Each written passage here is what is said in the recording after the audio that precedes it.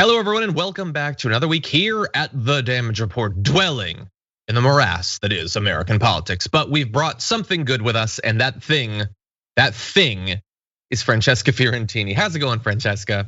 What up? Top of the morning to you, governor. Don't know where that's from, but I'm glad to hear it. I'm just gonna mix all kinds of hellos. Just switch accents at random throughout. Very glad to have you here.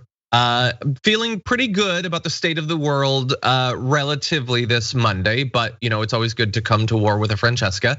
How was your program last night? Oh, it was so good. We had a Florida representative named Anna Escamani on, and she has her own personal story about Matt Gaetz, in which he and the tax collector, that dude, left a really creepy voicemail for her a couple years ago, and clearly were kind of trying to like butter her up, and it was great. And she's like a just wonderful progressive Democrat in Florida, just fighting the good fight. And so yes, listen to the Bituation Room or watch it at Franny Fio, but she was great. Yeah, man, there must be a lot of stories out there. Look, if you've ever interacted with Matt Gaetz, let me live the dream of feeling like Ken Klippenstein for a few minutes and just leak it to me so that I can spread it. I just want those stories, everybody. But anyway, we had a little update on Matt Gaetz and his 2014 era crusade against sex predators that a couple of years later he suddenly didn't seem to care so much about. It's weird. I don't know why that is. But anyway, you can watch that if it's available on YouTube right now. Very excited to have Francesca here for the full show, in which we're gonna talk about a few things like Elon Musk. We've got Armenian Genocide, Rick Santorum still exists, what's going on with the COVID, and let's see, anti-vaxxers find a way to be worse than possibly ever before. So that's gonna be fun.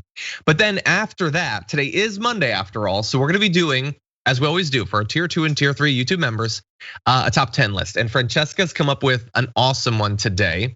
That is our top 10 problematic faves. So what's sort of the idea behind that?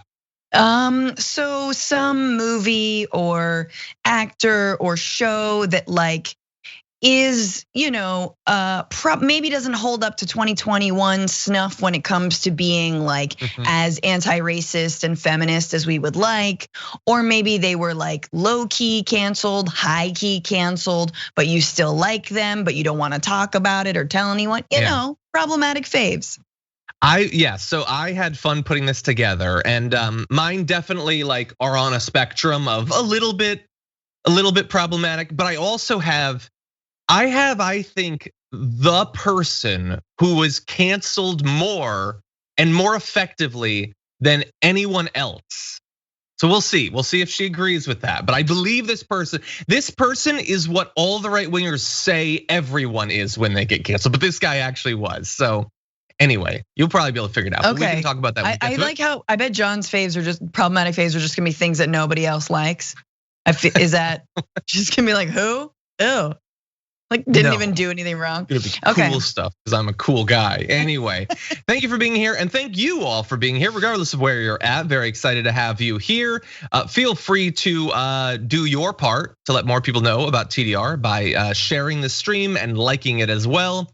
And if you want to send us messages as we're doing this, we would love to read and respond to your questions, comments, concerns, and all of that. But with that, Francesca, why don't we launch into a slightly different sort of A block than we're used to on this political commentary show? I'm a fan of SNL, and I know that makes me a bad guy and kind of lame, but I enjoy a laugh from time to time, and I'm not anticipating many of them coming up this next Saturday because SNL has decided to have Elon Musk host. Miley Cyrus will be the musical guest. In better times, that would have been the issue I had with the episode, but now I'm totally cool with the Miley part and kind of dreaming of her entering the stage by riding a big wrecking ball into Elon Musk. But anyway, yeah, Elon Musk is going to be the first person, non-actor or athlete, to host SNL since Donald Trump. And I think we all remember, if you watch that one, how that went. So Francesca, I have many thoughts, lots of people do, but what do you think about Elon Musk hosting SNL? First of all, I just want to say for the record, Elon, you will never be cool. That's it. Never. Nothing you do, no matter how much weed you smoke, no matter whatever space tank truck you make, you'll never be cool. So just quit, buddy. But just so you know, you'll never be cool. Secondly, I think this is the wrong move. I think it's ridiculous to have the richest man in the world, number one billionaire, suddenly gets to be on SNL. There are many actors, there are many other like performers who should be on before Elon Musk. And look, am I looking forward to the way that they're gonna write him just basically dunking on himself and making, like, I hope there's a whole like submarine situation and a soccer team in Thailand being stuck like that. I am very much looking forward to. But again, this is all kind of like the sort of the mission creep of a billionaire trying to become a celebrity, trying to maybe become a politician because you know it's gonna happen one day. And I don't want to be around for it. You can cast someone to be Elon Musk. I would bet you that many of the people on SNL could do a great Elon Musk. Obviously, Kate McKinnon should do it, but definitely. Like, no, just no. I'm going squarely no on this, John. Yeah, no, look, I'm still very much no. Initially, I was to the point of I don't think I'm even going to watch, but I've backed off of that position because the thing is, while I hate seeing them attempt to make a guy who's only known for his incredible wealth cool, and I agree. He's not cool, he's never gonna be any cool. What he needs to understand is he's one of the people that occupies a special territory where you can't just do stuff or accessorize to become cool. You don't have that power. The only power you have is the ability to make things that are considered cool temporarily less cool because they're near you. I think weed becomes lame when it enters your body. Basically, that's what I'm going with here. But Elon Musk is so fundamentally not funny that while they will probably do their best to try to make him lampoon himself, which they tried to do with Donald Trump and didn't work because he can't do that. Elon Musk, I bet, will play ball a bit more, but he's very not funny. And so there's a good chance he's gonna come off looking terrible. And I'm kind of down for that. Also, while I'm not a big Miley Cyrus fan, she really doesn't give an F. So there's a chance that she burns him in some way during one of her performances. And so I'm down to see that too. Yes, and you're absolutely right. When has he demonstrated a sense of humor? Never. Lately, on Twitter, you know what he's known for? He just steals people's memes and reposts them. That's all he does. And then pretends that he came up with it. He is so not cool and so try hard. Very presidential. So like you're a billionaire, calm down, go away, right? Like have the decency to live in the shadows. All right, like do you really want to be under the microscope here? I don't think so. Go hang out with Grimes or whatever that means. I don't even really know what that is, but go do that. I feel like she's actually probably really boring. Most people who need to wear like different colored contacts and have neck tattoos and like dye their hair, I'm sorry, all respect to people's self-expression, but generally it means they've got a crap personality. Sorry. Fired at Billie Eilish. Billie Eilish could be just as talented and look totally normal. She doesn't have to do all that stuff, but listen, it's fine. I'm very much a older millennial / boomer. Come at me. Exactly. No, it's just he's not cool. Billionaires, not cool. And this is not edgy SNL. And by the way, I know a lot of people are ready to dunk on all of SNL as like one big thing. I don't think many cast members are like, oh, you know what would be cool is to have Elon Musk. I'm sure that this is management. And one of the reasons I think that is we have some reactions from cast members. So let's turn to that right now. Almost as soon as it was announced that Elon Musk, noted non-funny man, would be hosting SNL, a comedy program, people had reactions. Some speculated about what this means for future hosts. So you have Paige saying, F it, OJ. And that yodeling nerd, I don't even know who the yodeling nerd is, but I like that one. Yeah, just have OJ, why not? I have No, I have more of a problem with OJ than Elon, but like, anyway, Ben Meckler imagines a show that's just Big Spider with musical guest Bigger Spider. That would be spooky, admittedly. Maddie says it's gonna be Mitch McConnell with musical guest the Glee cast, which that hurts me a little bit because I'm a noted Gleek. But anyway, the part I wanted to get to was we have some reactions sort of from members of the cast, including I think some of the funniest members of the cast. So 80 Bryant posted this on Instagram right after it was announced. Now, it's a tweet from Bernie Sanders. It doesn't say anything about Elon Musk, but the tweet is, the 50 wealthiest people in America today own more wealth than the bottom half of our people. Let me repeat that because it is almost too absurd to believe the 50 wealthiest people in this country own more wealth than some 165 million Americans.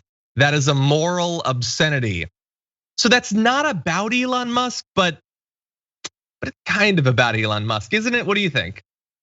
Oh yeah, absolutely. And once again, like these are cast members. They understand like their industry is also skewed heavily in favor of people who have, connections, and it's super nepotistic. But this is a perfect example. Like just because you're a billionaire doesn't get you onto a stage. Like that doesn't matter. You did not. It literally just did, but it should not entitle you to that. My response was like May 15th, Jeff Bezos and a worker singing for their bathroom break. Oh God. Perfect, right? I mean, like why not put Bezos on there? Hey, what about Bill Gates? Just get all the billionaires on there. Just because he makes the Tesla doesn't mean he's any cooler or any more charitable or any more deserving of being on SNL. And just look, I love these cast members. I think they're great, but also, and I like you a lot, John, too. But SNL is not the greatest barometer for society generally. And it is a giant corporation, and Lorne Michaels is still at the helm. And it's generally been out of touch for a while now. And even though John likes it, it's fairly middle of the road. And they sometimes have been accused of stealing, just straight up ripping people's jokes and tweets and things like that. That I didn't know. Yes, no, I get it. Although I do think some, like 80 Bryant is very funny, and not just on SNL. Her show Shrill is very funny. She's a very funny person. But I agree. I blame Lorne Michaels. I think he made the terrible decision that the cast hated to have Donald Trump on. It seems like the cast doesn't like this. We'll have one more reaction in a second. I think it is insane that we live in a world. And maybe I'm getting too invested, but that's sort of my whole thing is getting invested in stuff. A world where Elon Musk hosts SNL before Kristen Bell hosts SNL. That's madness, okay? Like Kristen Bell's never hosted Ana de SNL. Armas. There's so many people. No, I don't think that she has. There's so many funny people that are so deserving of it. Screw you, Lorne Michaels. Anyway, another reaction from one of the newest cast members, who is great. So Bowen Yang responded on Instagram to Elon Musk's tweet. Let's find out just how live Saturday Night Live really is with an evil face, because he's being funny and jokey. And Bowen Yang just responded, what the F does this even mean? And he's so right. And I really hope, so when I recently was rewatching some older SNL, and I got to the one with Donald Trump, which I hadn't seen when it first aired. I didn't watch SNL there. And they have some really cringy attempts to make him more human that he doesn't play ball with, and it's just awful. He's not funny. But on Weekend Update, they had some pretty brutal jokes about Donald Trump. And I am just hoping that they do the same thing here, that Bowen Yang gets to come in and joke about him, that Colin Jost and Michael Che or whatever have some good attacks against him, because that's what he deserves. Elon Musk sucks. He is a massive waste of resources and talent. I don't care that he made the Model S. That's not enough considering all that you were given. And apparently you know how to hire engineers, but most of it's been wasted. The weird things where like he said the coronavirus panic is dumb in March of last year. Yeah, you're really, really smart. You're the smartest man in the world. You should be on SNL because you're so smart. He eventually said, my guess is that the panic will cause more harm than the virus if that hasn't happened already. We're gonna have to do a fact check if panic killed 600,000 people last year. But that's just sort of like baseless speculation, but he's a numbers man. So when he tweeted, based on current trends, probably close to 0 new cases in US too by end of April, he said on March 19th. Yeah, kind of a bad read and against all of what all of the experts were actually saying. And then as you alluded to, when he randomly called one of the men who rescued kids who were trapped in that tunnel, that underground tunnel, he called him pedo guy. That is both not funny at all and incredibly weird and really makes me think about you as a person, Elon Musk. He's the worst. And so I just hate something, even as something as you say, maybe middle of the road or whatever. He's the worst, and I hate that something I get some enjoyment out of is going to employ the talent of people like Cecily Strong and Kate McKinnon to make him seem 1% cooler for a brief period. What a waste. Just agreed. You know what happens when you get born on an emerald mine? Not good things. Elon Musk is the worst parts of Trump and Kanye, plus like, I don't know, some like weird Lex Luthor-y. He's like a Michael Scott billionaire is what he is. Yeah. And that's forever Michael Scott billionaire, forever try hard. And yeah, Teslas are exploding. I know we should move on to more important stuff, but there's nothing more important. There isn't, according to John Idarola. And you know what you made me think about? Yeah, they're gonna have Bezos. Yeah, and Bezos is gonna come out to do his monologue, and the joke is gonna be that he drank too much water beforehand and he's antsy and needs to go to the bathroom. But they'll skewer him. They'll skewer him. They'll put it in like a House committee hearing or whatever on privacy, and they'll make fun of him, and then it'll be fine. And I think that that's a certain level of normalization of these goons that I don't want to participate in. Yeah. I just looked and realized we've been talking about this for more than 15 minutes. It just really bothers me because it is SNL, but it's not just SNL. It is everybody. If they have enough resources, if they're in with the right people, their reputations can be laundered. I think if I'm wrong, I really apologize. I think it was Jimmy Kimmel that had George W. Bush on his show. And like, it's all like, yeah, George W. No.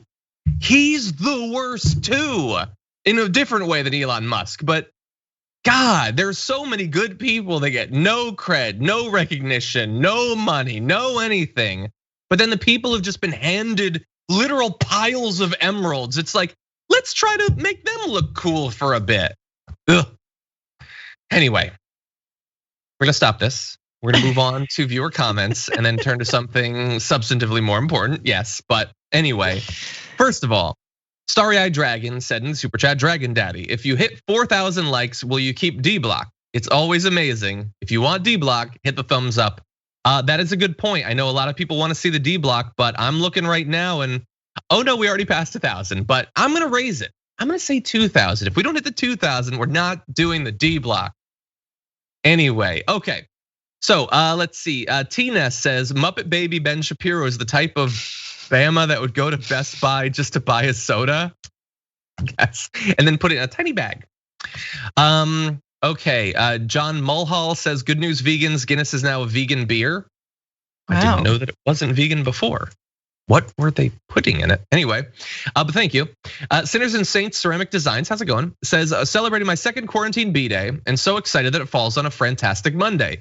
Much love to all the Dragon fam and thank you TDR for keeping me sane the last year. Almost 40, here I come. Happy birthday. Esteban Rubio says, told myself I would give a super chat when I got my first shot and I have, so I love you guys and all the great work that both of you do each day. Thank you, Esteban, glad that you're getting vaccinated. It's gonna become less trendy to do so soon, which we'll be talking about in a little bit. Dango Bengal says, personal request, no spider related stuff, please. Uh-oh, I think we've got an arachnophobe in the audience. Well, we rarely talk about spiders, so I think you'll be okay. Sinful Solution says, just another Franny Monday. I like you too, John. Thanks. Just another Franny Monday. Oh, sorry, I think I've done that before, but thank you for the reminder. You need to do the full song. Chris Missal says, Bill Gates is kind of cool. Not so fast, Chris. Hold on for the rest of the show. Okay, Randy says, Francesca, I love the conversation you had with Anna yesterday. A progressive in Florida's legislature gives me hope. Anna is awesome. That's great. Thank you for watching. She is. She is. And okay, Bart says in the Twitch section, Bart, I wonder if Lorne Michaels of SNL will pay the same amount of money to Elon Musk when he tried to reunite the Beatles for $3,000 on April 26, 1976. Hopefully that amount will not be adjusted for the rate of inflation. I don't know, but it couldn't be a Bart message about SNL without a reference to both a music group and the 70s. Thank you, Bart. Anywho, okay, so Chloe Gamboa reached 9 months of Twitch subscribership. Thank you for that. Alresu hit 7 months. Thank you, Alresu. Late Bloomer hit 10 months. So late bloomer, but is now getting up there in the months. Barkley says, my roommate is an engineer on Tesla's autopilot team, and he knows how much he's doing a good job depending on how many memes Elon sends to the team.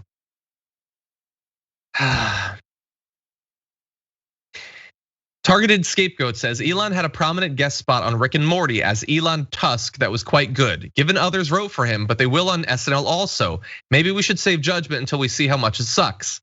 That is a very reasonable thing to say, and no, I will not. I might evaluate my opinion like afterward, but no, I hate it already. I hate it so much. I hate it more since your message, actually. Anyway, with that, let's jump into incredibly serious news. Oh, and thank you, Anthony Phillips, for becoming a member. Appreciate that. Okay. Joe Biden has, in a certain sense, made history and also kept a promise, a particular sort of promise that has become very in vogue for presidents to not actually keep once they become president. So what is this about? Well, on Saturday, he became the first US president to officially recognize the massacre of Armenians under the Ottoman Empire as a genocide. In a statement marking the 106th anniversary of the massacre's start, Biden wrote, quote, each year on this day, we remember the lives of all those who died in the Ottoman era Armenian genocide and recommit ourselves to preventing such an atrocity from ever again occurring. He is, as I alluded to, the first American president in decades to announce that view while in office, after predecessors including Barack Obama and George W. Bush walked back promises for fear of angering a NATO ally. The Turkish president Erdogan has furiously opposed declarations recognizing the Armenian genocide, which could have major ramifications for US-Turkey relations. And in fact, as of this morning, Erdogan has threatened, Francesca, that in response, he will recognize the American genocide of indigenous Americans. No, Erdogan, don't acknowledge the truth. Like, yeah, we should all recognize that. We should talk more about that. But anyway, we've got more history here for you. Francesca, what do you think about Biden actually coming through? We need to talk about a relatively new show called the Republic, or UNFTR. As a Young Turks fan, you already know that the government, the media, and corporations are constantly peddling lies that serve the interests of the rich and powerful. But now there's a podcast dedicated to unraveling those lies, debunking the conventional wisdom. In each episode of the Republic, or UNFTR, the host delves into a different historical episode or topic that's generally misunderstood or purposely obfuscated by the so-called powers that be, featuring in-depth research, razor-sharp commentary, and just the right amount of vulgarity. The UNFTR podcast takes a sledgehammer to what you thought you knew about some of the nation's most sacred historical cows.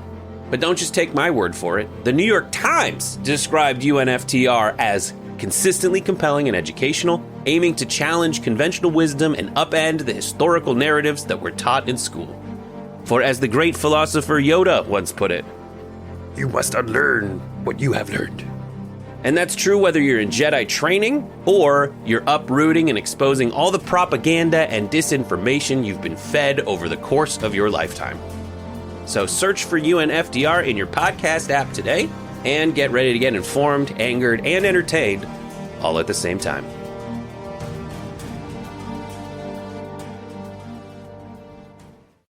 Yeah, I mean, when I first heard the news, I think I was surprised, not because he had done it, but because no other American president had recognized a genocide that claimed the lives of millions of Armenians. And that just goes to show my own ignorance on the issue and the fact that the Armenian community, especially the Armenian American community, has been sort of speaking very loudly about this and with due reason and feeling like ignored and feeling that this genocide was just all in their heads, right? So it's all imagined. And I think that is the power of state narratives and oppression, especially of ethnic minorities, right? I mean, there are obviously similar issues happening today in Turkey. And so, when it comes to the Kurdish community as well, which is, squarely been putting the United States on the spot because of the ways that the Kurds very much helped the United States when it came to like fighting ISIS, among many other ventures in Iraq and Afghanistan. No matter what you think of them, the Kurdish community was very much supportive of the United States, and the United States, in large part especially under Trump, kind of hung them out to dry. So I think it's good. Look, I think that anytime the United States puts daylight between itself and honestly, arguably an authoritarian regime, that is a win. So I'm glad that he did it. Yeah, agreed. And I think, first of all, I don't think that Biden doesn't believe that America conducted a genocide here. But just in case, sure, I would say come out today and talk about it actually, and talk about, sort of the lingering harm and all of that. Do that, get out in front of, take Erdogan up on his threat. We should acknowledge reality in all things. That should be consistent across everything. Turkey's government had two potential worlds. One in which they acknowledged this horrendous thing that in the past the government had done. The other in which we know that it happened, whether they acknowledge it or not, except in addition, they seem really pathetic in their unwillingness to accept it. And it seems like they're trying to do a little bit more harm on top. Insult to the injury of the genocide, that not only did it happen, and it definitely did, but we're not even going to acknowledge it. Those are the two worlds. They chose the worst one. And it's weird because Erdogan didn't do it. He wasn't around. That's 106 years ago. It doesn't mean that you did it, but it's really personally pathetic for you to not be willing to acknowledge it. And I understand if they acknowledge it, then they might have to do something. Wouldn't that be horrendous to have to right historic wrongs? That did definitely happen. But there's nothing more pathetic than a person being unwilling to acknowledge reality. We're seeing it all over in things as casually as, the anti-vaxxers and QAnon and all that stuff. And then there's these historic ones. So when he says, the foreign ministry responds saying that it doesn't have a scholarly or legal basis. No, it does. It does. You don't like it, but there's no doubt that it happened, okay? That it was absolutely horrendous, that 1.5 million Americans died during it. That is very well established beyond any reasonable scientific doubt. You're trying to throw doubt on it, but that doubt is not scientific. Yeah, I just wanted to say that, it really speaks to the lunacy that is state power sometimes, and including the United States. I think that absolutely Biden should come out and start talking about, the genocide of Native Americans, and we should be constantly talking about it. But the reason I say lunacy is because it speaks to the idea that if you acknowledge past harms, like so many, whether it's in Turkey or the United States, are reticent to do, that if you acknowledge that you did something wrong, if you acknowledge that there was genocide, your entire identity will crumble.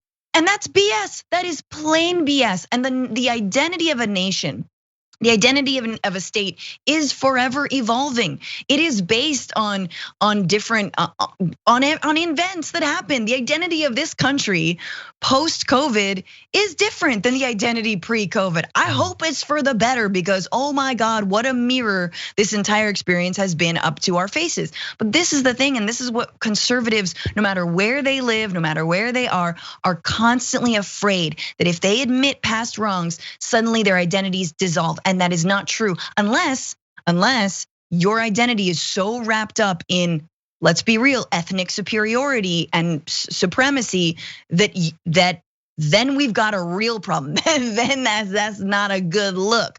So again, just like really understanding, like none of this makes us who we are. Like acknowledging the Armenian Genocide does not make Turkey what it is. Sweeping it under the rug doesn't make it what it is. It's in the service of more democracy. It's in the service of like minority voices finally feeling seen and recognized. Yeah, exactly. exactly. In particular there, yeah, and in our own case, I mean, we've been fighting this, like as we've alluded to, with mostly American conservatives, but not just American conservatives, not being willing to actually acknowledge the things that have done in our own history. I remember I've referenced this before. I'll do it again, but Al Franken, in one of his books, it was in one of the forwards, I think. It was an argument about people loving America. And conservatives love to say that they love America and that the left doesn't love America. And so we can have our own thoughts about whether America as a concept is something that you should be investing your emotions in. But anyway, many do. And he said it's not that the left doesn't, well, I think he probably meant like centrist libs at that point, but he was pitching his left. It's not that they don't love America, it's that there's different ways of loving. And the analogy he gave was lots of people love their mom, for instance, but there's different ways that you can do that. If your mom has serious issues, you might love her while acknowledging those issues and trying to help her. If she's a raging alcoholic or was abusive or something like that, you might try to help her. You might love her too, but you love her while acknowledging the full extent of who she is as a person. Or you can stick your fingers in your ears and say, no, none of that exists. Don't say that about my mommy. She doesn't have any problems. That's just happy juice she drinks. You could do that and you could love her in that way, but it's a dumb, childish kind of love. It's not better in any way. I think arguably it's worse. So anyway, you can do that with a country too. Look into it. Okay, you know what? We've got sort of a related story. So let's jump into this. I wanna thank the former senator for really teeing this up for us. Rick Santorum, former senator and I believe now contributor to CNN, was speaking at one of those young conservative things where like they've got like 3 17-year-old conservatives who are like secretly kind of 40 before their age, and it's mostly just billionaire money. Anyway, he was speaking to them and he had this to say about the unique history of American society. You think of other countries like Italy and Greece and China and Turkey and places like that. They've all sort of changed over time. I mean, they've been there for millennia in many cases. And their culture has sort of evolved over time. But not us. We came here and created a blank slate. We birthed a nation from nothing. I mean, there's nothing here. I mean, yes, we have Native Americans, but candidly, that there isn't much Native American culture in American culture. It was born of the people who came here pursuing religious liberty to practice their faith, to live as they ought to live, and have the freedom to do so. Religious liberty. Those are the two bulwarks of America, faith and freedom. That was bad. That was really bad. And I think I get that, and Francesca, I think you get that. I think that in the middle of those sentences, Santorum sort of got that. I think he understood what that was bad about. There was people, but like they didn't have families. I mean, well, they had families, but they didn't have like homes. Well, they had homes, but they didn't have like community. Well, they had communities, but they weren't like wedded to the land. Well, they had land, but they didn't have. Anyway, the point is this: we're better. Like that's really, I love the way that even, and look, it's hashtag progress in the year 2021 that you can't really talk about the the settling of the United States and avoid just how genocidal it was. But I feel like when I watch that, that part of like I love America that like gets strong when I watch Hamilton, which is probably when I've loved America the most in the last 20, maybe my entire life, was when I saw Hamilton. And then like somewhere around 12 years old when I saw like the US gymnastics team kind of like crush it. Like those two, and then Atlanta? maybe I forgot which one, but like those 96. Were, a 96 gymnastics, exactly. Those were the like tent poles of my love for America. And a lot of Iraq war and Afghanistan. And this one, watching him go say this stuff makes me be like, ugh, just just take it. I'll move to Italy. I'll just go. Yeah, and not like Italy hasn't had some issues, but yeah, that was terrible. So there's not much. What was his exact words? There's not much Native American in American society. Oh, why? John? Why isn't there? Huh, Rick Santorum? I think there's a lesson there. And that lesson might bear on your evaluation that what makes us unique is that we came for religious liberty and freedom and genocide. And religious liberty and freedom and all the land we want to take. Yeah, those were core parts. And the thing is, if like his whole lesson there was the like sort of Protestant ethic, the Puritans, all of that made us better because that was the foundation. But that foundation was perfectly fine with murdering everyone. Which is like, yeah, there's like good and bad to everything. But like if you're cool with mass murder, that makes me kind of question the rest of the stuff about you. Why aren't you questioning those things? What good does some sort of foundation of a ridiculous sect of Christianity, what good is that if it also allows for brutalizing and raping and murdering on a historic scale? And it continues. Question it all. No, and this all, when you say that, even if you say, let's say he admitted that there was some genocide, a little Jenny, just a little Jenny side, like whatever. Like what if he said there was a little bit?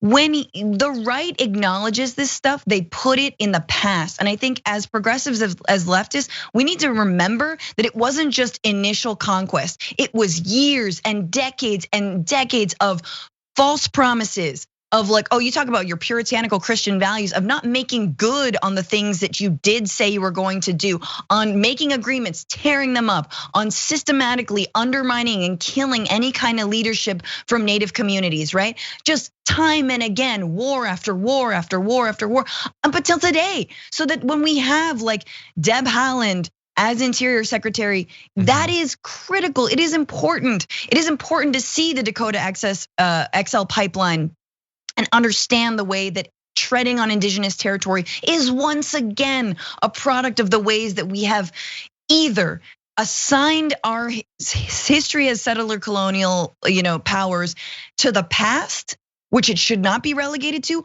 or we've decided that like it doesn't matter, and so it's a living history is what I'm trying to say.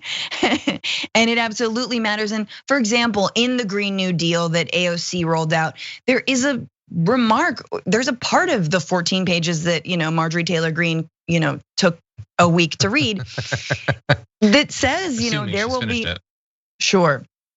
That says that there will be consultation of Native communities around, whatever green technology, whatever kinds of encroachment that there might be onto Native land. That's huge.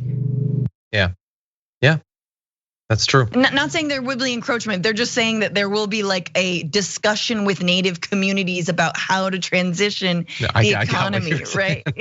Yes. They're not like, we're gonna take the land and then ask you if it's okay. Anyway.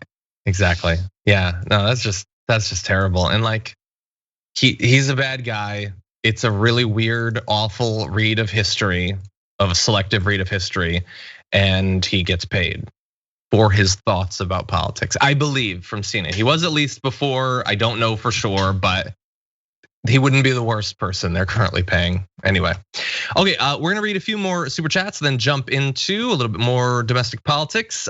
First of all, Connie, thank you for your super chat, appreciate that. Dusty Jones says, got my Pfizer shot finally yesterday, and wow, it was exciting, but the feeling was crazy. I was having a passing out phase. I'm happy I got though. It's worth it. Everyone, please get the shot. It's important. I agree, and we'll be talking about vaccination and COVID in just a little bit. Grant Stanfield says, John, how much do you love your new place? Do you have room for a pig and an Aussie Shepherd now? Also, is Brett helpful tilling the land with you? Yes, we successfully figured out the level situation. There was a brief mistake along the way that made me think I was insane for about 20 minutes, but it's too much to go into, but thank you for asking. No Aussie yet.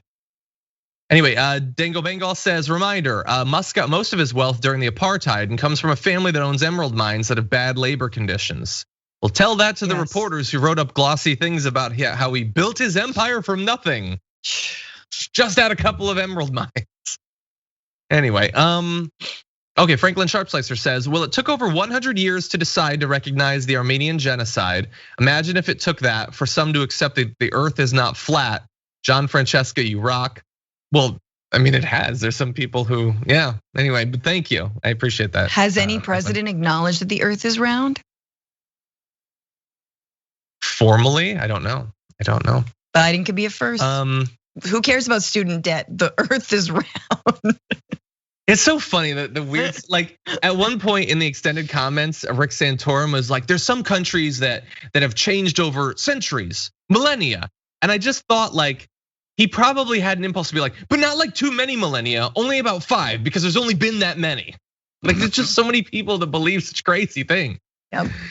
Anyway, Louis Belmont says, I got my first dose of the Moderna vaccine. I'm furious at Uber for canceling on me 4 times.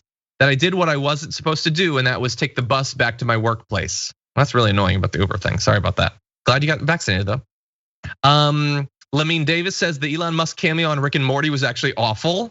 I haven't seen it, so I don't know, but thank you. James says, Frantifa super soldier in training. If you ain't progressive, you ain't, and he put a little emoji, you can figure it in, or you can figure it out. Mobilize the vote, defend the corporatocracy, defund the corporatocracy. Thank you, James, I appreciate that. Yes. And finally, Time Traveler says, any thoughts or news about India from the TYT perspective? So yes, we've actually talked, last week we talked about the situation with India and COVID 2 times. We're gonna be talking about them in just a little bit actually, so stay tuned. And I wanted to thank Tell Me What to Put for gifting a tier 1 sub. Thank you very much. Mother effing woman dragon gifted 1 as well. The chicken fried dragon gifted 2. That is very funny. I don't think I've seen that name before. Sean Burby gifted 1 too. Thank you for that. The chicken fried dragon has subscribed for 10 months. Thank you. Uralino for 5 and says you can't buy funny. I mean, I guess he can have writers, but I really doubt he's got the delivery, I would say. I think he's gonna come off looking terrible. And that is Schadenfreude that I am looking forward to. Okay, now with that, let's jump into our next story. It hasn't taken that many months of the Biden presidency for the narrative to become pretty clear. Biden supposedly has things he wants to accomplish, and Joe Manchin is mostly gonna tank those things. But Joe Manchin doesn't accept that label. Here he is being talked about this with, I believe it's Dana Bash. Let's take a look. Senator, I talk to Democrats who tell me the reason President Biden's ambitious agenda is so big and so bold is because they understand history. And history shows that the president's party, if they have majorities in Congress, as he does, oftentimes lose that in the midterm elections. And that's why they have a small window to get things done they believe is possible. So they believe that you're one of the main roadblocks on getting those goals accomplished. How do you respond to that? I'm not a roadblock at all. The best politics is good government. I can't believe that people believe that if you just do it my way, and that'll give us the momentum to get through the next election. But when you do something that everyone tags on to, and I've seen good things happen, the people voted against it, took credit for it when they went back home. We won't give this system a chance to work. I am not going to be part of blowing up this Senate of ours, or basically this democracy of ours, or the republic that we have. If we have a 51 vote threshold in the Senate, the same as the House wasn't designed to be partisan. The House was designed to be hot as a firecracker.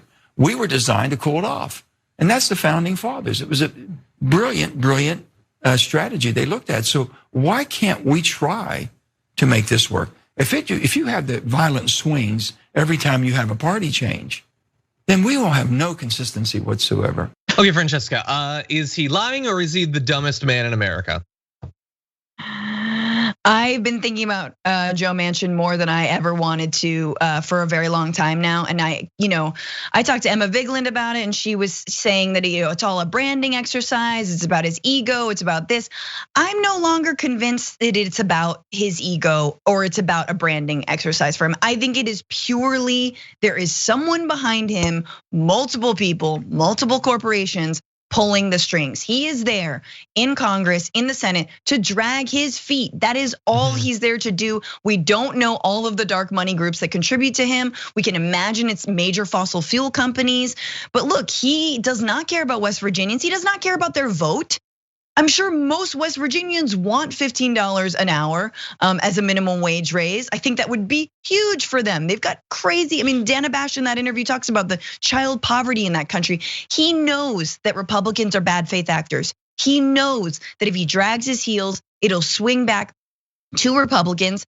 And the guy is, again, trotting out this line of, oh, we're so polarized. Homie, have you not been paying attention to the last 4 years? What do you think Trump was? The result of 8 years of blocking any kind of progress under Obama, and then turning around and nominating the id of America, right? Like, I think the cat's out of the bag on the "are we polarized" line.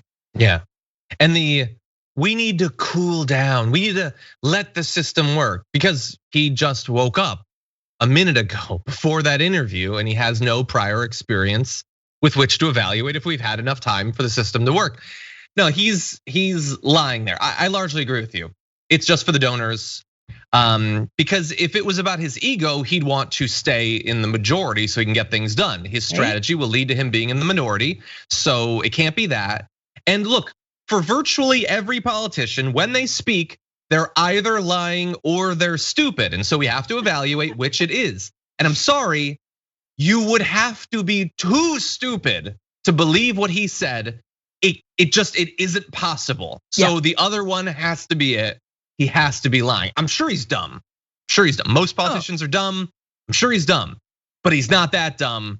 He's heard the counterpoint to every stupid lie that he told in that too many times. He is lying. Yeah, no, I get it. It is both. But what is the causal factor here? It's lying. The reasons he's giving, he does not believe. I know that we're supposed to pretend. Yes. He's as Cenk says, the fine gentleman from his state or whatever. And Dana Bash, who's being a little bit aggressive there, still at the end of the day has to pretend that he's a serious figure. He's a diplomat. The Senate's full of respect. Nope, he's a liar. He's a liar who's trying to protect wealthy people. That's all it is. That's all it is. And he's also kind of dumb, but mostly liar. Yes, he's been asked this same question, John, a million times, backwards and forwards. And every time he's like searching his brain to think about how else he can say the exact same lie over and over again. That's why he comes off as stupid, because again, you're not that stupid if you keep on repeating this same lie. At no point does it dawn on him. No, he knows exactly what he's doing. He knows that he has to pretend bipartisanship still exists, because he's afraid that actually a Biden infrastructure plan will hurt the donors that he's relying on. Because you know he's not relying on the people of West Virginia and their concerns. He's not relying on small dollar donations in an incredibly unequal state where the coal miners union, as Anna and I covered last week, like have come out and been like, no, yeah, we need a transition to green jobs. We want that because coal is done. It's gone. Help our communities. He doesn't represent them. He represents his donors. Exactly right. Yeah, and it's not even necessarily he doesn't in some world want what's in the infrastructure bill, but he doesn't want what's in the infrastructure bill if getting it means that you have to raise taxes on corporations and the wealthy. Like, I don't know how much more clear he could make this. He has come out this year against raising those taxes and for not raising the minimum wage nearly as much as others want to. So are we supposed to endlessly speculate about whose side he's on? Right. He's screaming it at us. Yes. And so yeah, that's what he's there for. We just need bipartisanship. No, we know what the people actually think about these things, and we know that the Republican votes are not reflective of what they believe. They, like you, are protecting their interests. Bipartisanship does not exist when we are able to get some Republican senators to give a middle finger to their donors for once and do what 90% of the population wants. The bipartisanship is already there. It's blocked by corrupt politicians, and you're one of them. That is the whole story here. Anyway, so no change to the filibuster, no use of reconciliation, just let the system work. No big infrastructure bill, no minimum wage increase, but he is not an obstacle to Biden's agenda. For that to be true, Biden has to be as big of a liar as Joe Manchin, and that is still a possibility. Maybe he doesn't want that stuff any more than Joe Manchin does. Okay, with that, why don't we roll into our next topic? The pandemic still exists, and this is your daily reminder that it still exists and that you should get vaccinated if you haven't already, because we are going to check in with how things are going out there across America. Some good news, some bad news. So first of all, cases in the last 2 weeks are down on average daily about 16%, which is good news. Tests are still a little bit lower than they used to be, but still fairly high, close to a million tests a day. Hospitalizations have ticked up, deaths slightly down. So we seem to be once again moving in the right direction after a bit of backsliding, which is good news. But bear in mind that the new thing we need to wonder about is how much vaccination is happening per day. And the pace has actually slowed. Country has averaged fewer than 3 million shots a day over the last week, down from a peak of more than 3.3 million. So it's about 10% down. Probably not super surprising, consider that the Johnson & Johnson vaccine was pulled for the last few weeks. But Francesca, that's currently what it looks like. What do you think about the state of things out there? Yeah, I mean, I think it is really good, but it is also it is not okay that the vaccinations are slowing down, and it speaks to the ways that the rollout could be more robust in terms of actually going to people, in terms of folks helping others to sign up for a slot for the vaccine, because it's not easy. You do have to do it online. It isn't straightforward. And also people are dubious and people are also busy. There are many folks who are working. And if you sort of don't want to do something, which you all should get vaccinated, but if you sort of don't want to do something, you put it off, you procrastinate, you're like, oh, I'll do it later, I'll do it another time. But if there's a van outside, like an official van, not like a weird white one. Why did you say if there's a van outside with a guy going, hey, psst, hey, psst, I got a needle. I got a needle over here. Psst. You might get in that van and get vaccinated. What I'm saying is there's gotta be more outreach. And I think that makes it, anything that makes it easier. Hell, if it's a Krispy Kreme donut, so be it. But just make it easier and make it more appetizing for people to get vaccinated.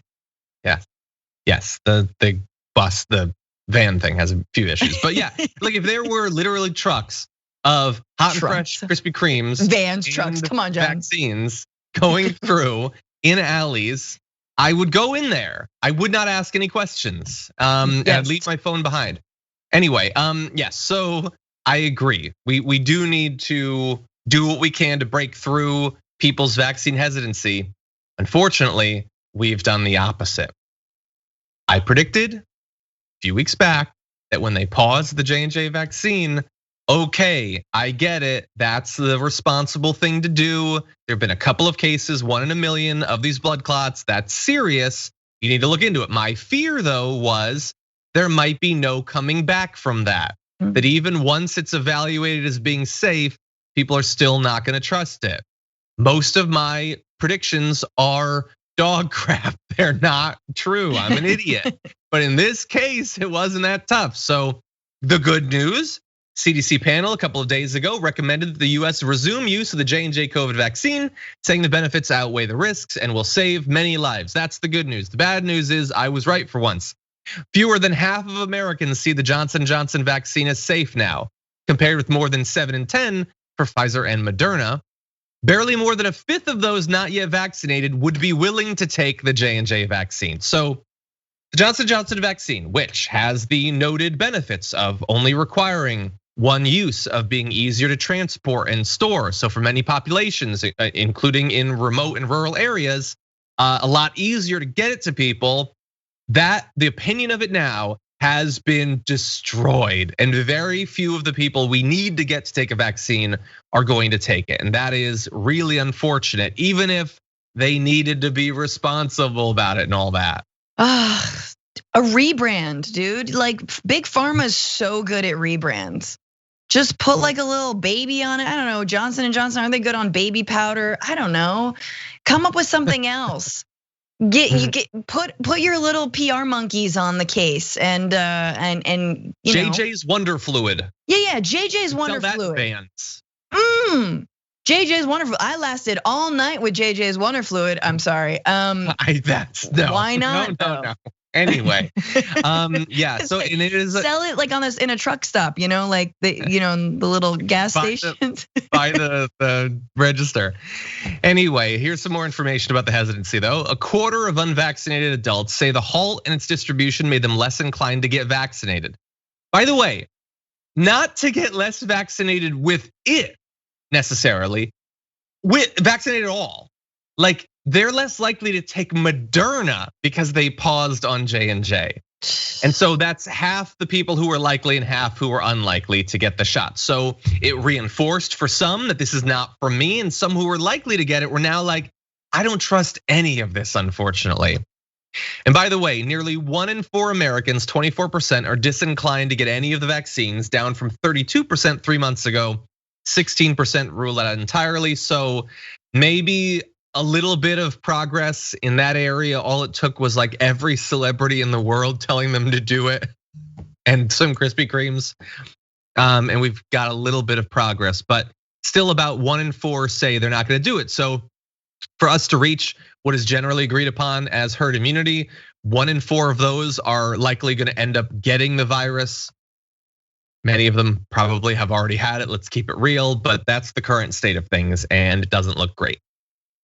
No, I mean, there's still so much we don't know also. I just think we have to keep on like weighing everything, talking about everything openly, like when do we get a booster shot after the vaccine and all that. But yeah, I think one good thing, John, and maybe this accounts for the reason that like more people are inclined to get it overall, even if the reluctance around J&J has increased, is that, folks aren't turning into superheroes, sadly. I, again, want to be rogue. And I want the little white strip, although I definitely have some white and I'm working on it. But you need to collect them.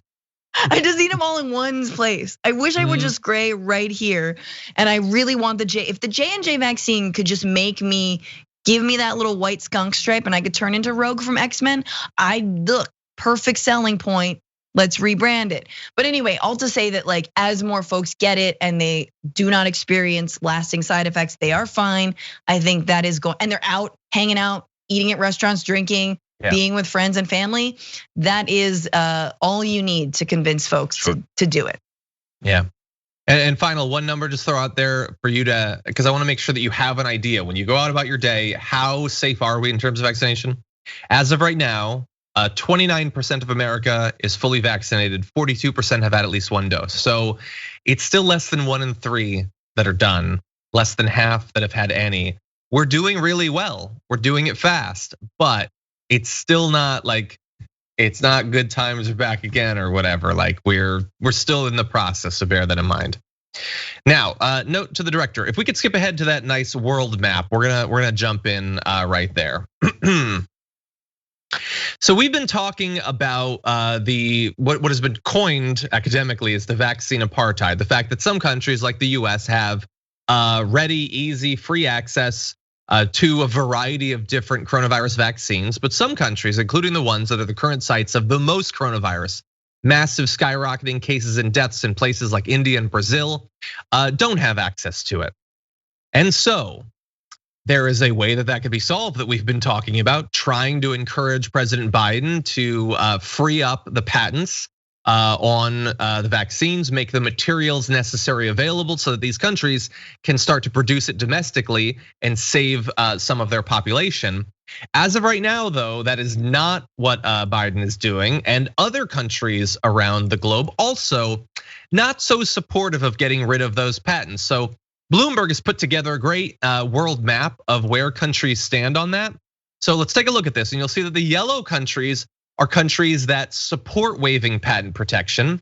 Purple countries oppose it, and the blue ones are undecided. So, oh come on, Canada, you what's up with Canada? Weak. Well, this NAFTA union, I mean, yeah, come on. Oh, they're just scared. They don't want to oppose the United States, obviously. Perhaps. But so what you see there is Japan, Europe, Australia, America, and for some reason Brazil. No. No, first of all, Brazil, you could really use it, but no, you're not getting it. And weirdly, the ones who are saying you shouldn't get it are the ones that already have it. And then you have all these countries that are like decimated by COVID that for some reason think they should be able to create the medicine that we all get. It's there, we could let them make it, and lots of people could not die. They weirdly want access to it. I don't understand this map. I don't get it at all. This is a map of racist evil. That's all it is. A bunch of countries, generally white countries, saying to the non-white world, you guys can suffer and die until we make sufficient bank. And they've made tons of it, billions and billions in profit for Pfizer and all those companies. But no, you don't get it until we make enough money. And it's not just the patents. I saw literal news I saw during this show. India requested an export ban on raw materials needed to make COVID-19 vaccines, and the US has denied that request. Oh yes, no, we see that you'd like this material, something stopping your people from dying. No, we're not interested in that. This is America first. They may not say it, Biden's not gonna use that term, but the idea is no, until every single person in America that wants the vaccine gets it, you guys can sit and die. And the ridiculous thing is our people don't even want to take it. It's like you can freely walk in many states and just get it right now, no appointment, because so few people actually care to take it. In India, they desperately need it, and we are doing everything we can to stop them from getting it. Absolutely. And I think more than America first, it's corporate power first, right? It's big pharma first. And I think that it is important for us to put pressure on the Biden administration. And it's also important for us to understand how much is the Biden administration in control right now? Or have we handed so much control over to big pharma, even though a lot of what they use to develop it are federal funds, are public funds, so and taxpayer money. So let's talk about that. But like, I am curious who's actually pulling the shots and pulling the strings. And it's just so funny that the anti-vax hesitancy is like, you get it because it's like they're against big power and all the shady characters pulling the strings and it's like, I hear you on that, but also science, and that part's real.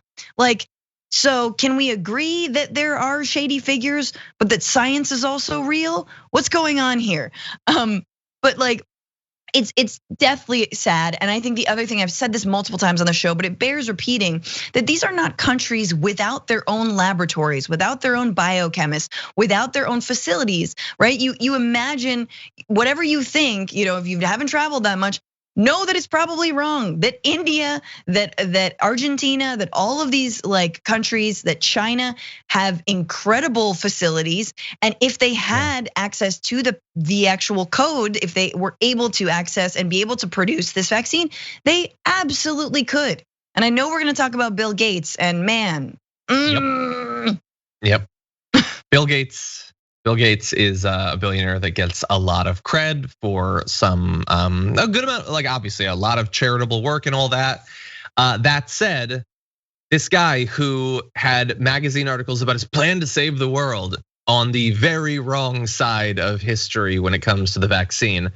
He was asked during an interview with Sky News if he thought it would, quote, would be helpful to have vaccine recipes be shared with other countries, and he said no. Asked to explain why, Gates, whose massive fortune as founder of Microsoft relies largely on intellectual property laws that turned his software innovations into tens of billions of dollars in personal wealth, said, quote, well, there's only so many vaccine factories in the world, and people are very serious about the safety of vaccines. And so moving something that has never been done, moving a vaccine, say, from a J&J factory into a factory in India, it's novel. It's only because of our grants and expertise that can happen at all. But no, he doesn't want it to happen. The thing that's holding things back in terms of the global vaccine rollout, he says, is not intellectual property. It's not like there's some idle vaccine factory with regulatory approval that makes magically safe vaccines. You've got to do the trial on these things. Every manufacturing process needs to be looked at in a very careful way.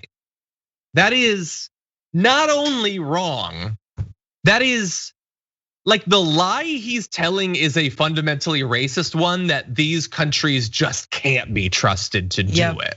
That they just, come on, this is complicated beakers and stuff. They don't know how to do that. Yeah, They couldn't make generic versions of medicine in India. That's not a thing that already happens on a wide scale. It's so supremacist. Oh, we're the only ones. What do you mean there's no idle vaccine factories? Well, look, technically there's not an idle vaccine factory, maybe in that they don't even have the recipe yet to spool up a vaccine factory because we're blocking it, which you support. You have to do the trials, the regulatory trials. Yeah, it's gonna be hard to do that when you don't have the vaccine to test. They need the recipe so they can start to make it so they can test it to see if it's safe. Do you get how this is working? But he pretends that all of the stuff he's saying that directly benefits financial interests here in the United States makes all the sense in the world. Did you know, John, though, that like only Internet Explorer will give you accurate results if you search for COVID and coronavirus? It's true. Yeah. Only Internet Explorer can do that because it's other search engines, other browsers, they just don't give you that. It can't be Safari, it's gotta be IE. It's very complicated and you wouldn't understand. No, but seriously, how did we think a man who made his billions monopolizing, bullying, and muscling out competition was going to behave when it came to a vaccine? And therein lies what I think so many have pointed to, which is that billionaires can't be trusted and we need to tax the hell out of them. Yep. And we need to stop congratulating them for the philanthropic work they're doing. Clearly, Gates has been handed this opportunity to show just how philanthropic he is, and he's winning when it comes to certain people, but he's absolutely showing his hand that he cares about power. He does not care about actually providing care to people, to the world. He wants all roads to go through him, and that is the behavior of a megalomaniacal billionaire. Hey, funny how money does that. Yeah, the weird thing though is that considering that the vaccine is chock full of his nanoprobes, it's weird that he doesn't want it spread all over the world. Right? Is it possible that this is a psyop? That Bill Gates, standing against vaccine distribution, is supposed to make the right wingers like it? Probably not. The only thing I don't know for sure, but the only thing I know is that we've got to get this guy on SNL.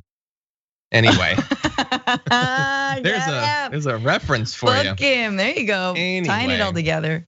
Yeah. Okay. Well, that is regrettably and unfortunately the only time that we have for the show, because we got to go film our top 10 list. Francesca and I do it every week. It's for our tier 2 and tier 3 members on YouTube. Feel free to become one. You'll have access to not only this one, but a full playlist of a ton of great ones, including our top 10 favorite comedians from last week. Today it is our top 10 problematic faves. So we're gonna get in some trouble. So feel free to tune in for that. We did the D block unjustifiable. It happened. We did the E block too. Anyway, I did want to let you know before we go though, two things. The first is that in about 8 minutes at twitch.tv/TYT, you can join Dr. Rashad, who's going to be doing Indisputable. Awesome guy, awesome show. Love having him on. We don't have him on this week, but you know where you can see him? You do, you're looking at it. Indisputable at twitch.tv/TYT. You can join Rashad Rich, he's gonna be awesome. That said, the one other thing you need to know about, Francesca, tell them about your show. Oh, you're the sweetest. The Bitchuation Room podcast. It streams live every Sunday, 5/8 Eastern. You can watch it at Franny Fio on my YouTube channel or listen as a podcast wherever you get your podcasts. And John Idarola, I think you've heard of him, is going to be on our Mother's Day show on May 9th. So don't miss it. Awesome. Okay, everybody, thank you. We will see you very soon, but until then, stay safe out there, stay sane out there. We'll see you soon. Hello, everyone, and welcome to our weekly top 10 list with myself, John Idarola, and Francesca Fiorentini. Francesca, how's it going? What up? Nice nails, by the way. I hadn't noticed that during the show. Oh yeah, yellow. Thank you. Well, Francesca came up with this week's top 10 list, and I think it's gonna be a fun one. It is the top 10 problematic faves. So, things, Francesca, that we probably feel a little bit bad about or shouldn't talk about. That you don't talk about in public company always, right? You're just without worrying that someone might say something. Sure, yeah. Yes, absolutely. I mean, it's the way that I was a anti-war diehard activist in college. who also really liked Britney Spears and would dance to like Toxic when no one was looking. And then one time my like couple activist friends came in and I was like, and I was, oh my God, I'm gonna jump out a window. But like, was she pro-war or something? Why were you so bothered by Britney? She's just super corporate, you know what I mean? It's just like, oh yeah. Like if you're like a young anti-capitalist and you love dancing to Britney Spears, there's not a lot of room for that. There's, we are all contradictions, John Idarola. We are, and we're gonna delve into some of those contradictions. Do you have any honorable mentions you want to throw out there that you considered but didn't make it? So I'm perfect. So no. Okay. All my tastes are perfectly in line now with my political. And will stand the test of time. And will stand the test of time forever. The only one that I had in the list but had to throw out eventually was Braveheart, just because Mel Gibson is one of the worst people and nobody wants to be a fan of him. But man, I really liked Braveheart back in the day. Oh, that's Some so of his good too, but I love Braveheart. But I can't watch it. Mel Gibson is such a good problematic fave to have because it's problematic. He's a good actor. And he's a terrible person. I just wish he could act like a good person sometimes. Oh. I've got a really good one. Stop casting him in things. There's other actors. It's really weird that you would still put him in stuff considering all that we know about him. Anyway, okay, so why don't we start this off with your number 5? Okay, number 5, you just triggered. No, okay, I'm gonna save this one. Okay, my number 5 is a band that I think has been thrust on a lot of us without like just as like a why, and mostly because one of their albums came on an iPhone, and it's a band that I actually like, but I didn't like for a while. But I like U2. U2's good. Their early stuff is good. The Joshua Tree album, whatever the hell that is, it's good. And yes, Bono is a little bit of a Elon Musky tryhard. And yes, he did like some weird, like Richard Branson type, like, global, what is it like?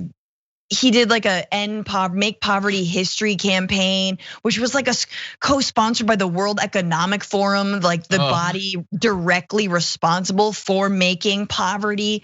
It's like, yeah, they did make poverty history, like historical, like,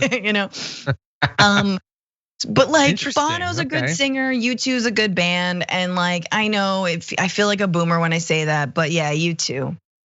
Okay, interesting. Legit good band. I get to avoid some of these problematic things in that I don't really listen to many groups. Like the Glee cover of things is really more about them than the original people. And John Legend, he seems cool. Has he said anything bad? I don't think he has. I think his most problematic thing is his marriage to Chrissy Teigen. She occasionally gets in trouble, but anyway. That's a good one though. My number 5 is, and I'm gonna go right off the bat.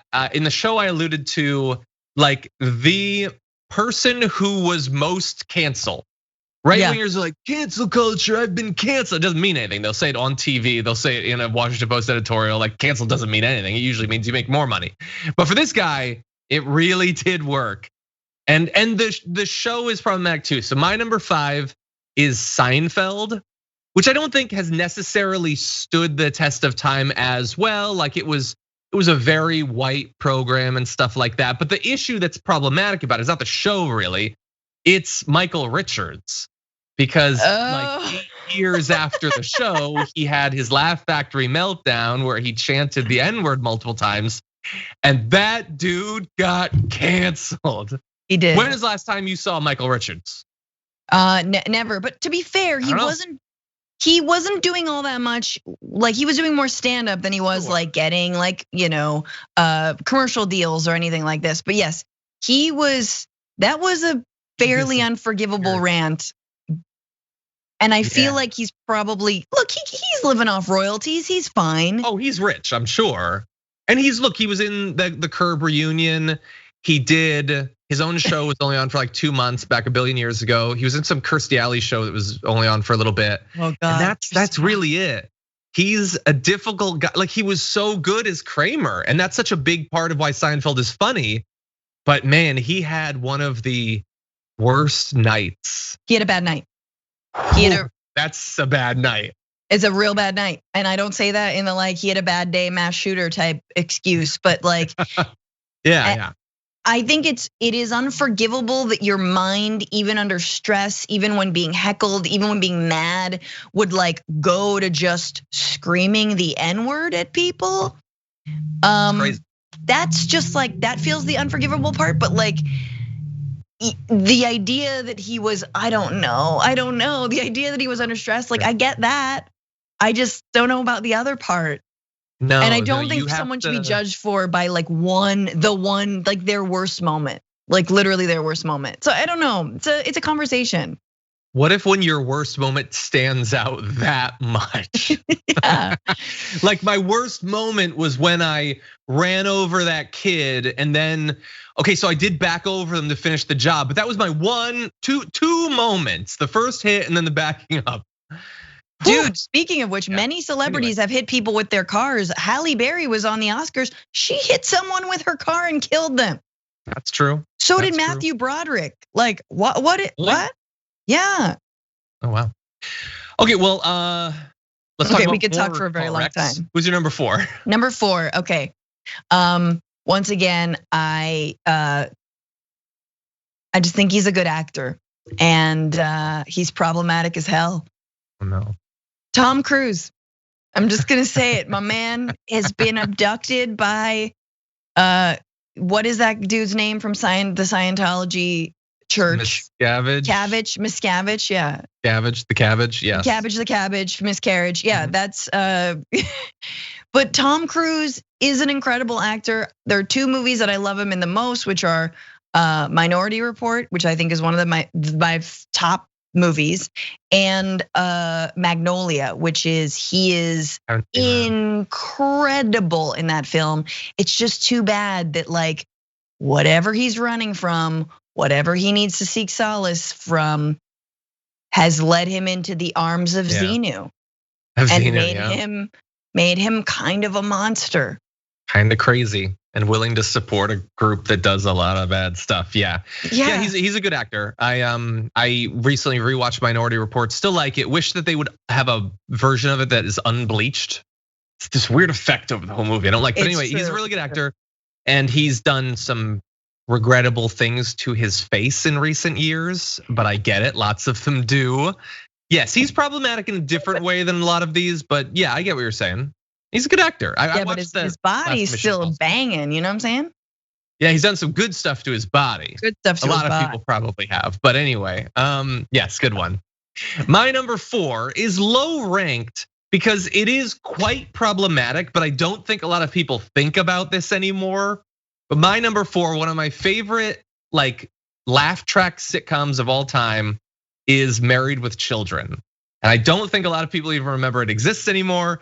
But that show is problematic in most ways. It is the most like aggressively hostile to overweight people show that I think has ever been on the air. It's like a constant running joke. There's not a lot, but there's occasionally some pretty homophobic stuff. Like it's presented as him being the bad guy for it. And they transgress it a bit in one episode, but it's still kind of homophobic. There's some racial stereotypes. It's very much a product of its time.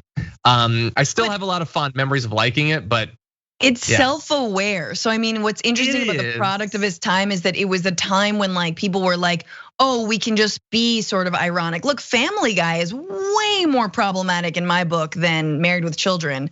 But yeah, super sexist, very much like sexist. Proudly sexist, but in a way that was like, everyone's a POS on this show. Like everyone's terrible. They are, that's true. Yeah, it's a little bit like Always Sunny in Philadelphia in that way. But yeah, there's definitely some stuff where like a third of the jokes on the show are about women being overweight, which is pretty, and they mock his weight and men's weights too, but it's a tiny bit compared to. But also they're mocking thin people, I feel like they're mocking Peggy and they're mocking Christina Applegate, even though like, you know what I mean? It's like weirdly, anyway. Yeah. Anyway, yeah, so that's the one. thing. It is problematic. It makes you think. Anyway, what's your number 3? Okay, similar show. Here's my TV show that I spent years, again, once in college, just like, I hate this show. It's nothing. It's capitalism. It's like bad feminism. F this show forever and ever and ever. Oh my God, it's so good. I need to watch it all the time. Sex in the City. I was thinking you might be talking about 30 Rock. Okay, tell me about Sex in the City. Hell no. 30 Rock's good. It is not. I mean, it is problematic in some ways, but no. Sex in the City is a legit funny show. It's well written. It means it's meaningless. It's superficial as hell.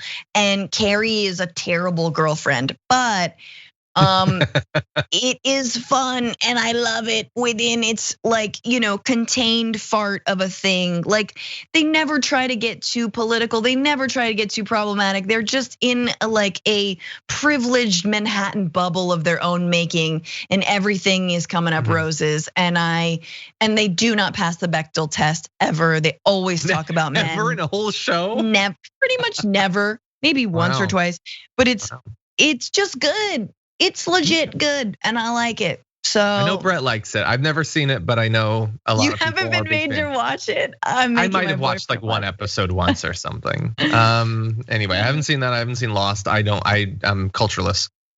Anyway, but that's a good one. My number 3 is it's a stand-up comic. I think we all know why Louis C.K. is a little bit problematic, but like. I liked him for years, and that I can't erase those years. He's got some issues. They were his best years. I feel like you're about to say. I know they were his best years. God. But yeah, he's obviously a little bit problematic. Very problematic. Yeah. Very much like, wow, I guess your show about all your issues with your mom is real. Like you and your sort of like bizarre, your issues with women are clearly on display in your private behavior.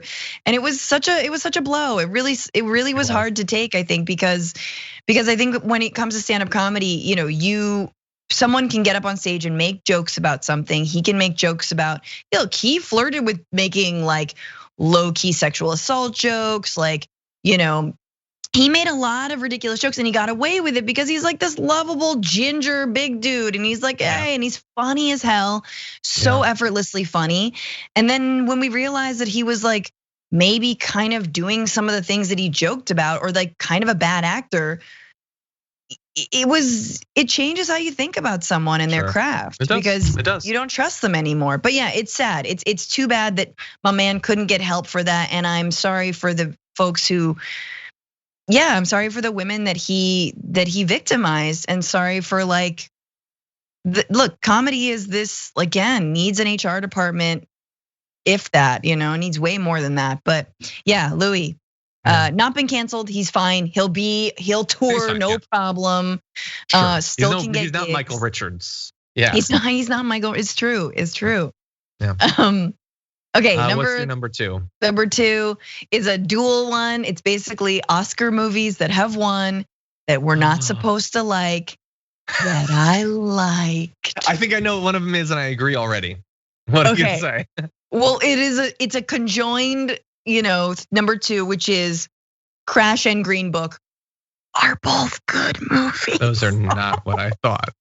I've seen part of Crash. I thought it was okay. Wait, you like Green Book? I didn't think anyone liked Green Book. It was good. It was cool to learn about this pianist who I would have never otherwise learned about. Like, I didn't think that the race stuff was ham-fisted. I thought it was well done. And what I mean by well done is perfectly Oscar bait, which is not too real, not too serious, but like making white people think a little bit, making Hollywood think a little bit, and like, I don't think that a film needs to be trash for that. I also love the actors in it.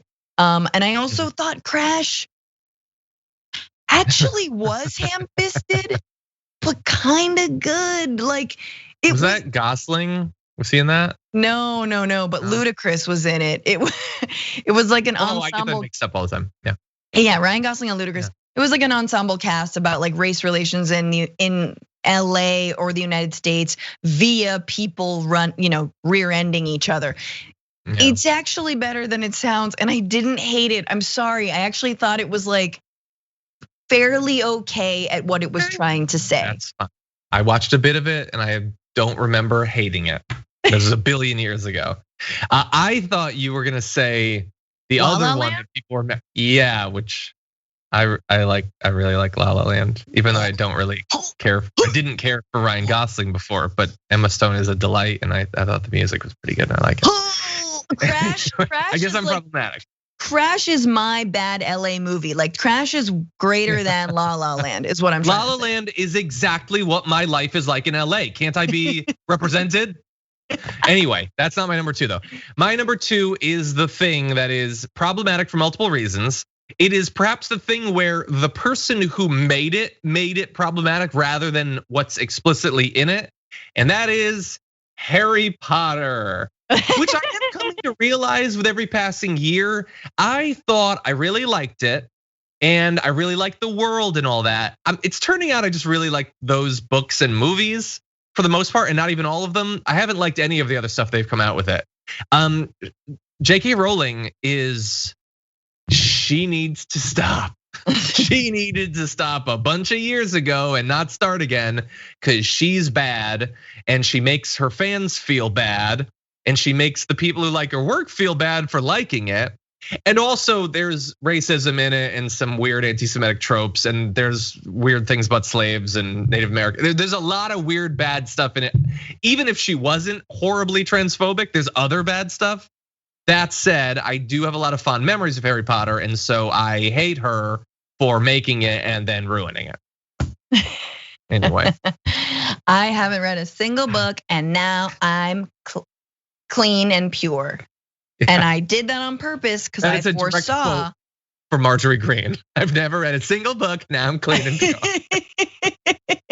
That's exactly what it is. That is what she's saying. Okay, number 1 is gonna get me into a trouble because it's political. It's political. It's newsworthy, and it comes with a hell of a lot of caveats for me. But my number 1 problematic fave is Rachel Maddow. Yes, you heard me. I like her, okay? I like her show. I think she does a good job storytelling, laying out a case for things. She does a deep dive on things. I think her team is good. I also think that she, out of all of the hosts that MSNBC has on that are so boring, that are just like interchangeable, except for Ali Velshi, who I like, and Mehdi Hassan, who's occasionally on. She actually does good background information and stuff that we never get in mainstream news, which is sort of following a thread, following a story, and doing a little bit of the digging. She also highlights a lot of organizing and activism. She talks about like, whether or not you like Indivisible or Move On. She talks about whether there was a giant vigil or a giant protest, or like she actually follows when there's been like some social movement. That being said, she has way too many generals on all the time. She has the same historians on all of the time. They're super run of the mill, and I don't think she's a good interviewer, and I don't think she pushes back. I also don't think that she engaged in enough criticism of her Russia coverage, although I thought her Russia coverage was good. She should have just engaged with the criticism more, and I think it would have been even better. That is my story. I'm sticking to it. I agree with basically everything you said. Really? Yeah, I don't watch Rachel Maddow, but there was a period a few years ago where I did. And that I think is noteworthy because I don't watch any of those people. I don't watch shows on Fox, I don't watch shows on CNN. She was like the only one, like even like Chris Hayes, who's probably more progressive than her. I don't watch his show. Like I don't watch any of It's not those. as good I of a watch show. That's it. Yeah, exactly. No, she starts off, the year was 1912, and in a room like, and it's like 30 minutes later, it's like, and thus the bail system was created. But it's interesting. It is interesting. And her delivery is good. I agree about the guests. I agree about some of the coverage choices. She's not a progressive. But that said, if I had to watch one of those shows, I'd watch that. Other than that, I watch Stephen Colbert sometimes, and I watch every episode of John Oliver, and that is basically the only of those sorts of shows that I watch. Anyway, occasionally Daily Show. But yeah, that's a good one. That's a good one. Interesting. Okay, well, it is interesting. I thought we might agree on our number one. Because I'm going to have to do the first thing ever and have, I believe, 2 weeks in a row the same number one. My top one problematic fave. Brett Ehrlich is should be. He's earned it. No, it's Dave Chappelle. Ooh. He is, well, because it's not that he's the most problematic. Like, there are people who have said and done far worse stuff that have created things that I like. Like, I liked House of Cards, and that guy was bad. But that said, I really like him. That's the thing that puts over the top. He's my fave, and he's problematic. He just needs to stop. Just like J.K. Rowling, just stop, please. And I know that you're the guy that's famous and bold because you don't just stop, but please, on this, could you just stop?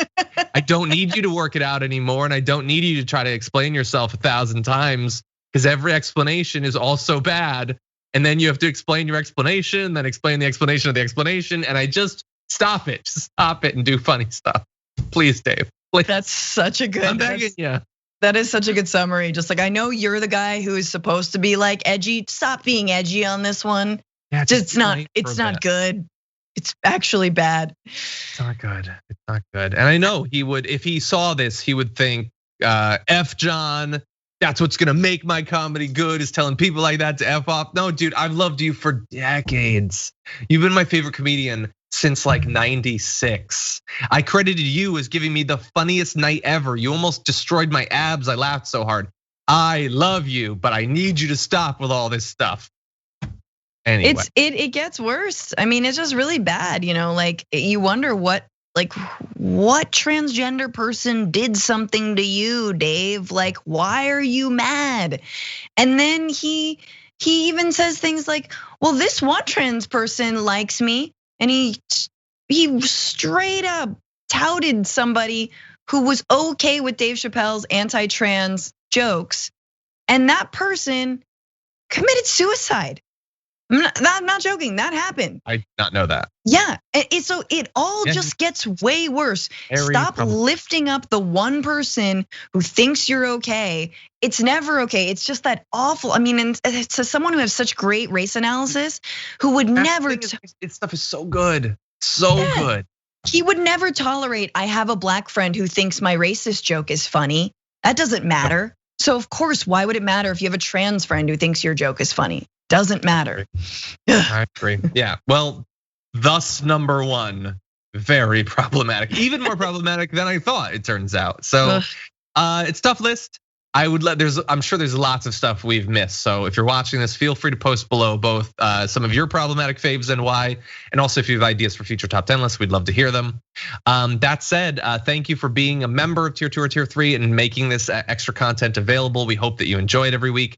And Francesca, as always, thank you so much. Thank you, John. See you next time. It's rare that anti-vaxxers have been as a big part of the news cycle as they are right now, and rare too that what they do or don't do can have as big of a potential impact on public health as is right now. So why don't we take a stroll through history and learn a little bit about some of the work that led to this movement? We're very lucky to be joined on the show today by the author of The Big Lie, How One Doctor's Medical Fraud Launched Today's Deadly Anti-Vax Movement. Kurt Eichenwald, welcome to the program. Thanks for having me. Very glad to have you on, as we were talking about before we started this. Very timely. Anti-vaxxers seem to be all over the place. So I'm assuming this required quite a bit of work that predates the current period. What led to you wanting to write this sort of history of how this sort of thing got started? Primarily, it was from having run into somebody at a party who was an anti-vaxxer. And this was a year and a half ago. And the person started giving, a series of explanations that I knew were all false. And no matter what attempt I made to go, to explain why they were false, he stuck with it. And so I decided that it was really important for people to try and understand where this stuff came from, how it really is birthed out of a pile of fraud. And unfortunately, it is now very relevant. And the very same person that I write about in The Big Lie is now out there giving at rallies with General Mike Flynn and Mr. Pillow Guy and all the general villains. And he is telling people why COVID vaccines are dangerous. And the man has no qualifications, but that doesn't stop everybody from listening to him. Interesting. So why don't we talk about his work back in the day? So this is Andrew Wakefield that you're talking about there. What was it that Andrew Wakefield did? Well, the element of the story, you sort of have to start with what everybody knows, which was his study that claimed vaccines cause autism. But then you have to back up a few years, because this was not something I knew before I started doing the reporting.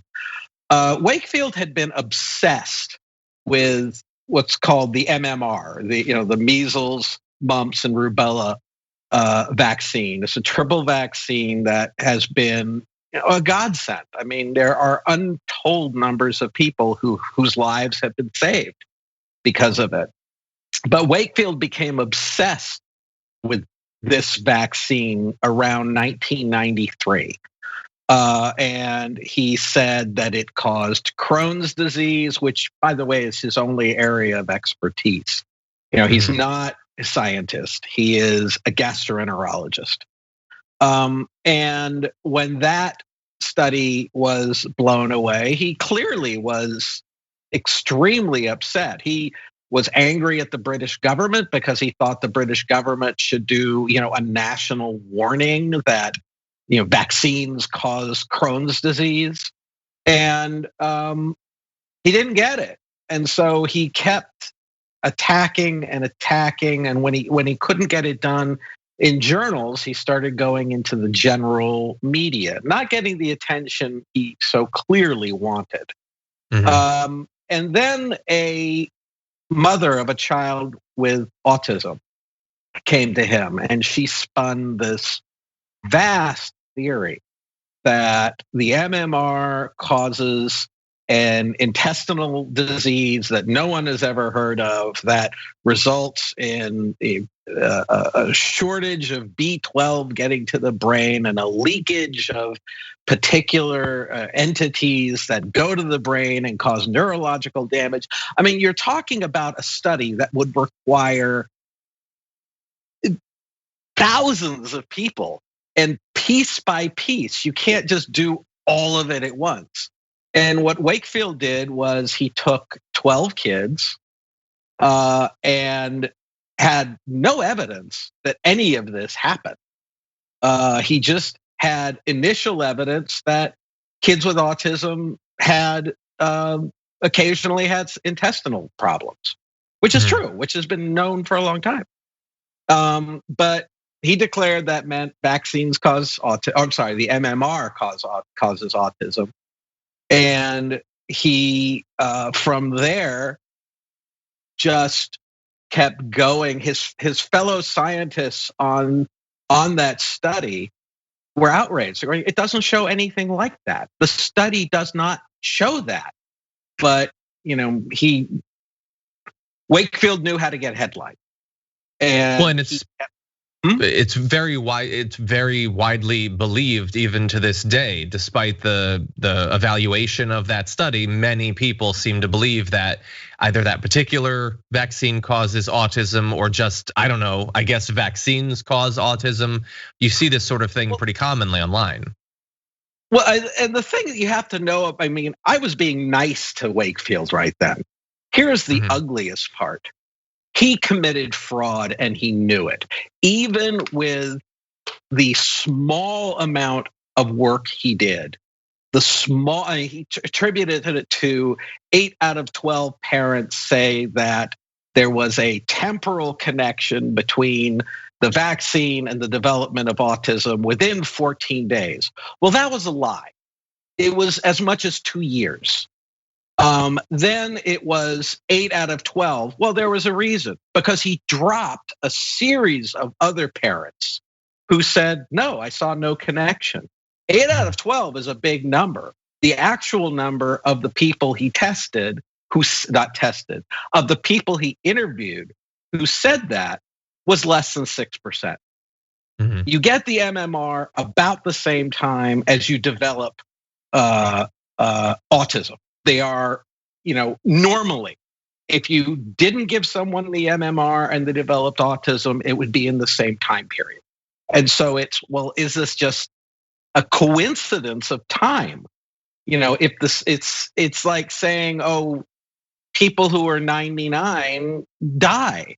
Well, it must be connected to the fact that they got the COVID vaccine, which people are saying now. And it's like, no, people who are 99 die. But then you have to do with what his selection was. He was secretly taking money to participate in a class action lawsuit against the vaccine makers, which was claiming that the MMR causes autism. And he got somewhere near £500,000 and is suddenly declaring, oh, this thing I'm working on that I'm not telling anybody about does this. And by the way, the children I'm picking, the majority of them are plaintiffs in that lawsuit. It seems like a conflict of interest. No kidding. And he would lie about what he was doing. He would lie about who he was including. He would pick and choose. Other data that contradicted what he wanted to believe was ignored. The key to the whole thing was, did he find measles viruses in the intestines of these children? Well, the people who were testing in his lab said no, that there was some contamination that was caused by incompetence, but there was never an incident where there was never once where there an incident where the measles virus was found in the intestine of these kids. He reported it was, and the more I dug into this story, the more horrified I was. It was a fraud on infinite levels. It was a lie on infinite levels. There's a reason why every other study ever conducted established that this is garbage.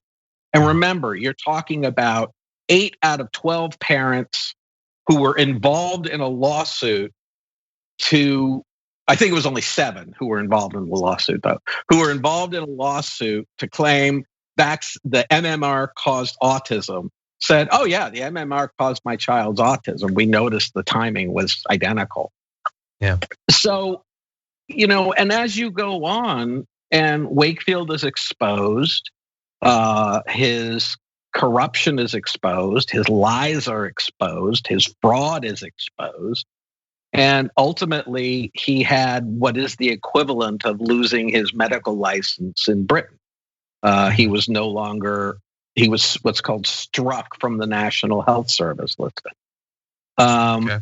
And that was the moment in 2010, first time I can find. Everything here was about the MMR. He leaves that finding by the what's called the General Medical Council, walks out, gets on the Today Show and says, for the first time that I can find, vaccines cause autism. Not the MMR, vaccines.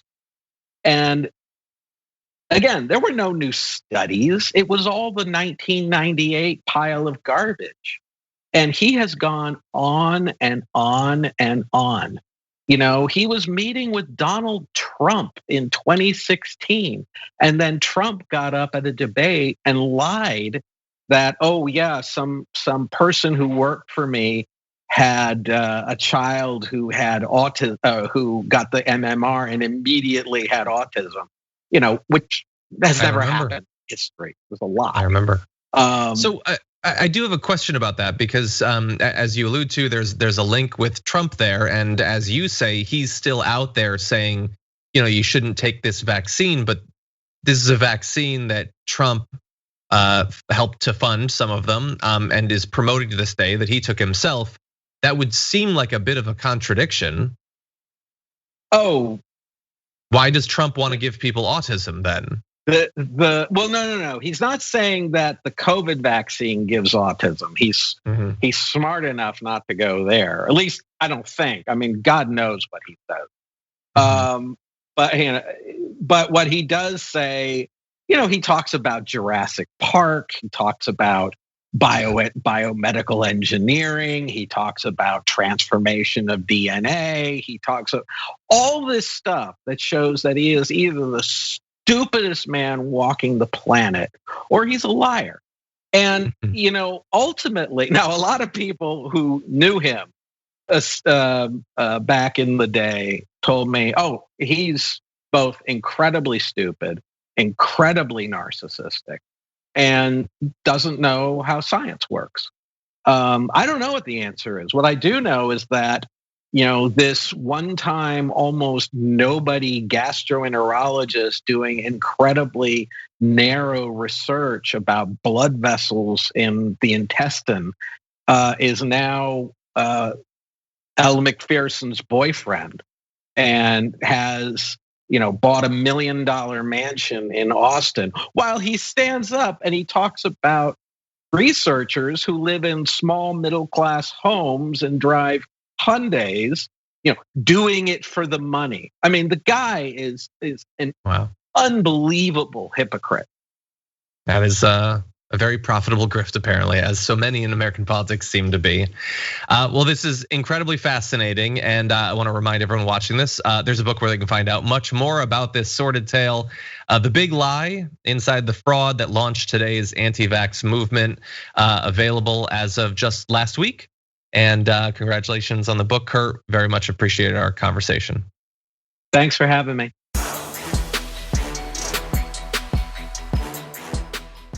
Thanks for listening to the full episode of The Damage Report. Support our work, listen ad-free, access members-only bonus content, and more by subscribing to Apple Podcasts at apple.co/TYT. I'm your host, John Darola. I'll see you soon.